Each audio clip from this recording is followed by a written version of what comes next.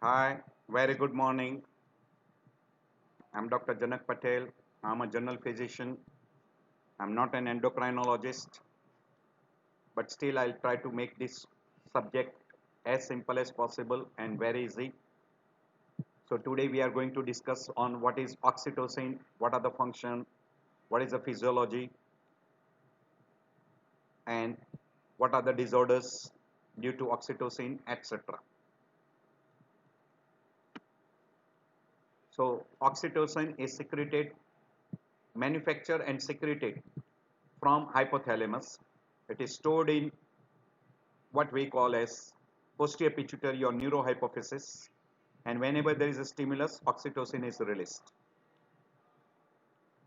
Oxytocin is manufactured by paraventricular nucleus, paraventricular nucleus,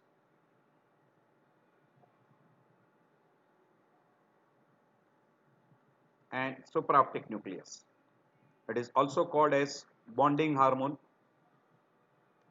love hormone, or also called as Curdle hormone.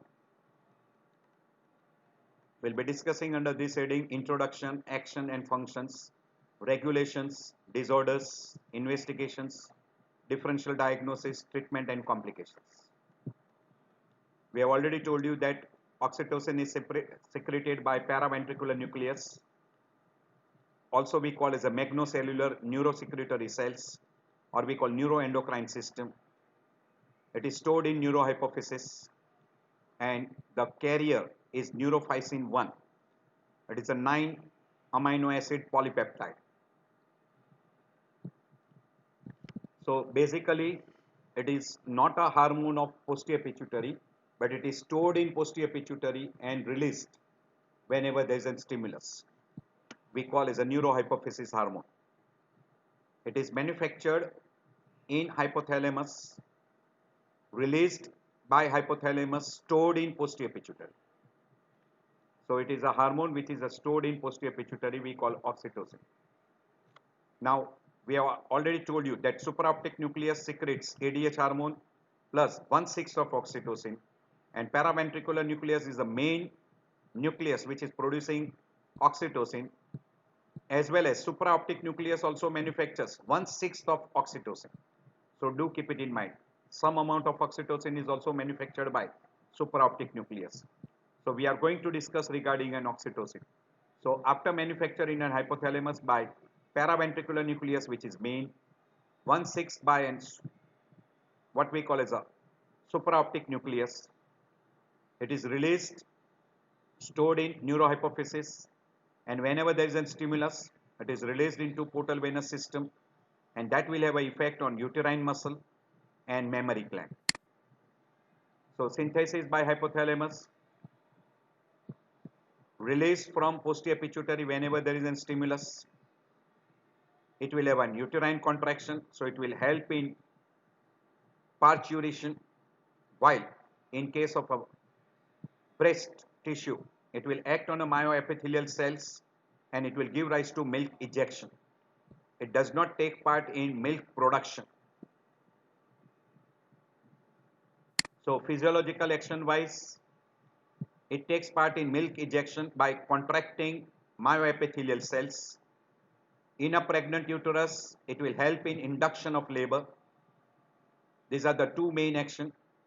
In a non-pregnant uterus, remember this, in a non-pregnant uterus means if the female is not having pregnancy, then in that particular case, it facilitates the passage of sperm from female genital tracts into uterine tubes. So it helps in fertilization. This is an additional action which is there because it is having a partial action like ADH. So in a higher doses, it will give rise to relaxation of blood vessels, leads to fall of blood pressure. In a male, it helps in facilitation of transport of sperm, that is ejaculations. Remember that oxytocin is concerned with release or ejection of milk, while prolactin is concerned with synthesis and production of milk. So prolactin is responsible for production, while oxytocin is for release or ejection of milk. So this is a physiological action. So it stimulates uterus during a birth, and it stimulates the release of milk when the baby begins to suckle. So this is the main action. And it is also giving an additional effect, that is, it gives a bonding between male and female. It also gives a bond between mother and newborn, and also it helps in having in human being increased level of one's trust on another person. So oxytocin is a 9 amino acid octapeptide.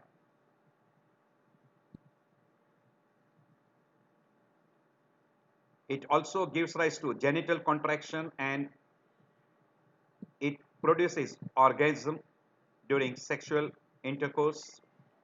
It contributes to social bonding between lovers, friends, colleagues, etc. It also helps in release in newborn father, assist bonding with baby, and it is also anti-stress hormone. So it also reduces the stress in a person. So estrogen from ovary will induce oxytocin receptor on uterus, and that will stimulate the release oxytocin to produce more effect. So whatever oxytocin is released from fetus and mother, posterior pituitary, because of estrogen which is released from ovary, it will help oxytocin to have more action, and it will stimulate uterine contraction. It will stimulate placenta to produce prostaglandins. So these prostaglandins will also stimulate more contraction of uterus. So oxytocin and prostaglandins will increase uterine contraction. So this is how the oxytocin is acting. And with this particular, it will also stimulates placenta to make further prostaglandins, and it will increase the contraction. And this is called positive feedback. So this contraction of uterus will again release more and more oxytocin, and it will help in parturition, or we call contraction of uterus and delivery. And this is the classical example of what we call as a positive feedback. While if something is inhibiting, it is called as a negative feedback. Do remember this. So this is the effect on a pregnant uterus. What is going to happen, because it gives rise to contraction of a, this is in detail, that at the onset of labor, cervix dilates, fetus tries to descend down, receptor in the wall of the cervix are stimulated, which will respond to the discharging impulses. The impulse will be carried to by the afferent nerve, and it will stimulate supraoptic and paraventricular nucleus of a hypothalamus to produce oxytocin. Release of oxytocin. Oxytocin will travel through the blood, and it will act on the wall of uterus, and it will give rise to powerful contraction. And this contraction will further, we have already shown you, will further stimulate the release of oxytocin, as well as this oxytocin will be stimulating placenta also to make up prostaglandins, which will help further contraction of uterus. So this is how it is acting on a pregnant uterus. So during uterine activity during pregnancy, this is how that is. These are all the different hormones which are going to work. I'm not going into detail. So there are different hormones which is taking part during pregnancy for a uterine activity. This is on a non-pregnant uterus. We already mentioned that on a non-pregnant uterus, receptors in a wall of vagina discharges an afferent impulse from this, and it goes to the hypothalamus. Supraoptic and paraventricular nucleus are stimulated. They release oxytocin, and this oxytocin will act on a uterine wall and cause it to contract towards the fallopian tubes. So sperms will be brought close to the fallopian tubes and helps in fertilization. As far as the breast tissue is concerned, sucking reflex will activate the touch receptor in a mammary gland. That impulse will travel, go to the supraoptic and paraventricular nucleus, releases oxytocin. This oxytocin will act on a myoepithelial cells, gives rise to the contraction of a myoepithelial cells, and leads to release of milk. not production of milk, not production of milk, release of milk. And that is how you get release of milk, milk ejection. It is also called as a bonding hormone or a love hormone or a curdle hormone. So it gives a bond between mother and child, between husband and wife, between male and female. And also it is an anti-stress hormone. So it reduces the stress. It gives a bond between two friends, etc. So it is also called as a love hormone. As far as the regulation is concerned, these are the things which we have already mentioned. There is always a positive feedback mechanism by an oxytocin through a mammary gland gives rise to release of what we call as oxytocin by supraoptic nucleus and paraventricular nucleus. The main nucleus is a paraventricular, 1/6 is by a supraoptic nucleus. So uterine contraction will give rise to the positive feedback, and that is how it is regulating. So stimulation of nipple will increase the oxytocin release. Visual and auditory stimulus from a baby also will give rise to an oxytocin release. Even at the sight, when you look at the baby also, mother looks at the baby or mother listen to the cry of a baby, that will give rise to release of an oxytocin. There will be distension of uterus, stretching of the cervix during delivery. That also gives rise to oxytocin release. During coitus also there is an oxytocin release. During psychological emotional factors there is also an oxytocin release. But during fear, anxiety or pain, oxytocin level are reduced. If a person is consuming good quantity of alcohol, oxytocin secretions are reduced. Progesterone also decrease the uterine sensitivity to oxytocin, while estrogen increases sensitivity of uterine musculature to oxytocin action. And this is how the sucking reflex takes part. Stimulation pass through spinal cord to the supraoptic nucleus and paraventricular nucleus, release of oxytocin, and oxytocin will give rise to contraction of a myoepithelial cell and milk ejection. Same thing shown in a enlarged diagrams. Stimulus, sucking reflex, sensory input goes through spinal cord to the supraoptic nucleus and paraventricular nucleus, release of oxytocin, contraction of myoepithelial cells. There are some which will inhibit, there are some which will stimulate.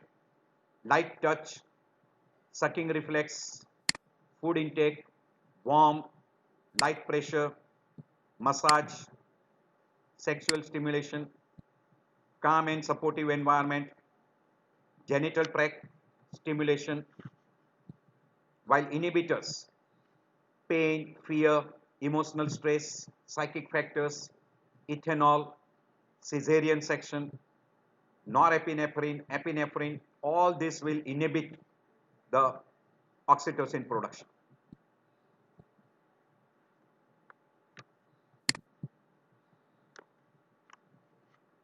So there are some disorders. Oxytocin levels are increased and can precipitate childbirth, and there can be excess of milk ejection, while decrease will prolong child delivery. So there will be prolonged labor and diminished milk ejection. Usually we don't come across more disorders of either increase or decrease. Very rarely you come across a decrease or increase. The uses of oxytocin is during you want to augment the labor. If there are poor uterine contraction, you can use oxytocin to induce labor or augment the labor. Already labor has started, but you are not getting progress of descent of a fetus. In that you want to augment or you want to induce the labor. In case of a postpartum hemorrhage, retained products conception, and in a case of a PIH patient, during postpartum period, you can use oxytocin. Indication of oxytocin, again, induction of labor, ejection of milk, induction of abortion, acceleration of abortion, Esophageal varicose bleeding, it is one of the drug which is utilized. Acute pancreatitis also, it is utilized to decrease the pancreatic hormone secretions. So these are all the different indications. These are during pregnancy, these are during labor, these are puerperium. So during pregnancy, to accelerate the abortion, inevitable abortion, misabortion, molar pregnancy, to stop bleeding, induction of abortion. In all these conditions, oxytocin is indicated. In a late stages, to induce labor, for cervical ripening, it is utilized. During labor, for augmentation, uterine inertia, and active management of a third stage. While in a puerperium, to minimize the blood loss, minimize the blood loss and control of postpartum hemorrhage, it is very commonly utilized. It is also utilized to find out a contraction stress test and oxytocin sensitivity test. Therapeutic uses, we have already told you, for induction or augmentation of labor in mild preeclampsia, uterine inertia, incomplete abortion, post-maturity, etc. in the form of IV fluids. In a postpartum uterine hemorrhage, also it is utilized to reduce the bleeding. If a female is having an impaired milk ejection also, it can be utilized by giving a nasal spray. Pharmacokinetics, you have to remember absorption, metabolism and excretion. It is not effective orally, so it should not be given orally. It can be administered intravenously or by a nasal spray. It is not bound to the plasma protein. It is catabolized by liver and kidney, and half-life is only 5 minutes. So the effect wears off in 5 minutes and it becomes less. Method of administration is 1 to 4 units per minute gradually. You have to give slowly intravenously. By and large, it is not commonly given intramuscular. Very rarely it is given intramuscular. It is given intramuscular mainly in animals to have more milk ejection. By and large, it is given in the form of a nasal spray. In a nasal spray, you can give up to 40 units, 2 to 5 minutes before a breastfeeding. And this is to increase the milk ejection. These are during induction of labor. What are the doses? How you give it? These are during uterine contraction. You can use oxytocin, we call syntocin. Ergot alkaloids you can utilize, or you can use even prostaglandins, which gives rise to uterine contraction.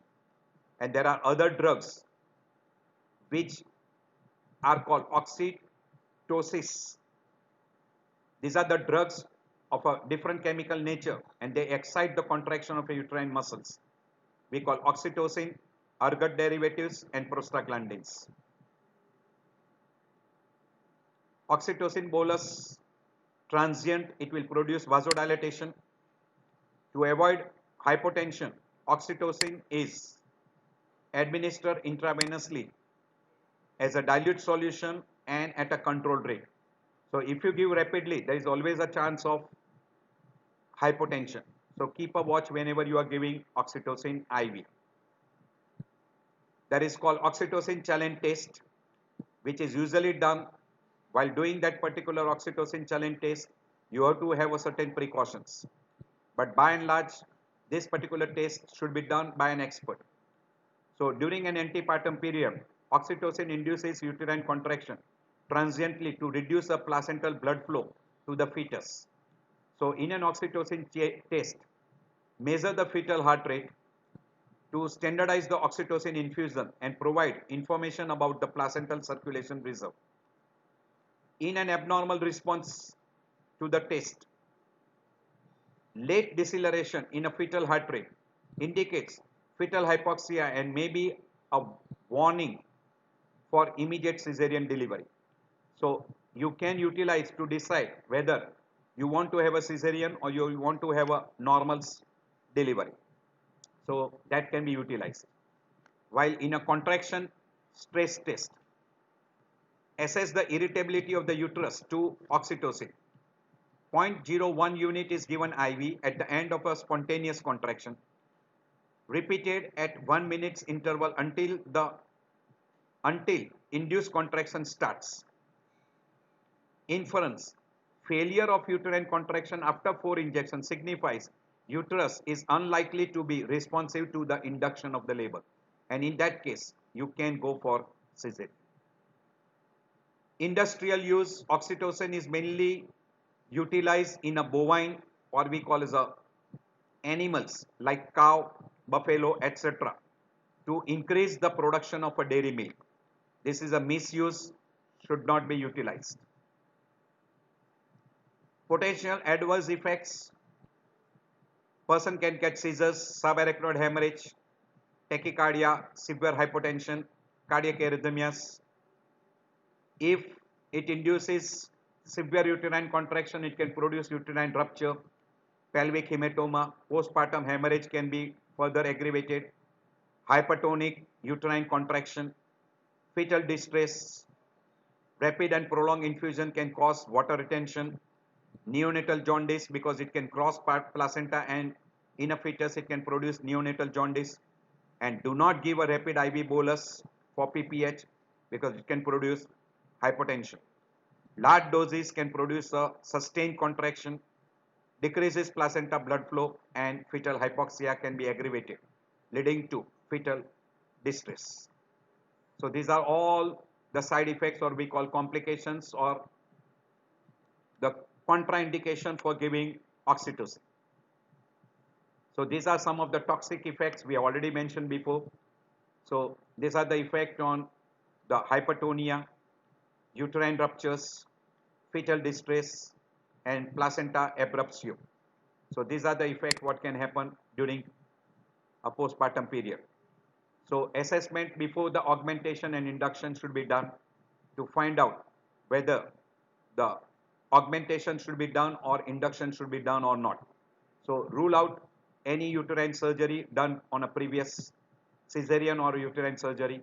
Is there any twins, cephalopelvic disproportion, fetal distress, malpresentation like cord presentation, placenta previa, and Bishop score should be utilized to find out induction. All this should be done. And these are all the contraindication for using oxytocin. So cephalopelvic disproportion, unfavorable fetal position, emergency which favors surgery, hyperactive or hypertonic uterus, when the vaginal delivery is contraindicated like because of a severe cephalopelvic disproportion, anaphylactic patients, fetal distress, polyhydramnios, partial placenta previa, elective labor induction, etc. are contraindication for giving oxytocin. So these are all during pregnancy, during labor, or any time. You should keep watch for this. So don't use oxytocin in all these conditions. So these are other contraindication like hypersensitivity, prematurity, abnormal fetal position. Precautions should be taken in a multiple pregnancy, that is twins, etc. Previous cesarean section, hypertension. In all these conditions, you should take a precaution. And if you have started oxytocin drip, and if there are any one of this, fetal distress, maternal complication, hyperstimulation, then stop oxytocin.